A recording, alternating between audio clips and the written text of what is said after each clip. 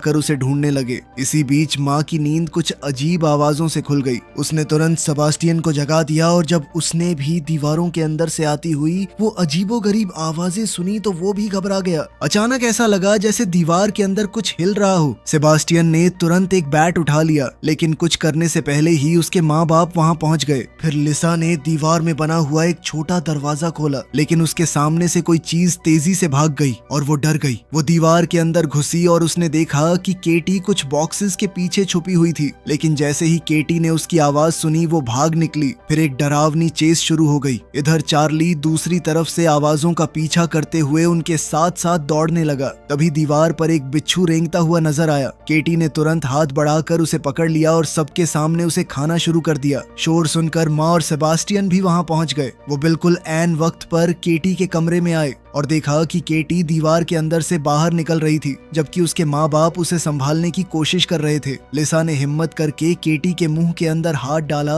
और बिच्छू को बाहर खींच निकाला, जिसके बाद केटी ने अजीब सी हरी उल्टी कर दी। फिर अगले दिन चार्ली बच्चों को स्कूल ले जाने लगा, लेकिन उसने देखा कि घर के दरवाजे के सामने बहुत सारे भेड़िए खड़े थे। उन्हें हटाने के लिए उसे कई बार हॉर्न बजाना पड़ा, तब जाकर वो रास्ते से हटे। फिर स्कूल पहुंचने के बाद चार्ली ने माँ से कहा कि फिलहाल केटी के बारे में किसी को कुछ न बताए। तब सेबास्टियन फिर पूछने लगा कि उसकी बहन के साथ असल में हुआ क्या था, लेकिन चार्ली ने कबूल किया कि उसे खुद भी इसका जवाब नहीं पता। उधर घर पर कार्मेन केटी के बाल कंघी कर रही थी, लेकिन उसके बाल लगातार झड़ रहे थे। वहीं लिसा उसके नाखून काट रही थी। तभी लिसा को एक अजीब सी आवाज सुनाई दी। जब उसने ध्यान से देखा तो वो डर गई, क्योंकि केटी के पैरों के जो नाखून अभी काटे गए थे वो उसके मुंह के अंदर दोबारा नजर आ रहे थे। इस बीच चार्ली केटी के कमरे की दीवार वाली खिड़की पर ताला लगा रहा था कि तभी उसकी नजर गलीचे के नीचे एक खून के दाग पर पड़ी। जब उसने गलीचा उठाया तो उसका खून जम गया। नीचे एक काला चिपचिपा पदार्थ फैला हुआ था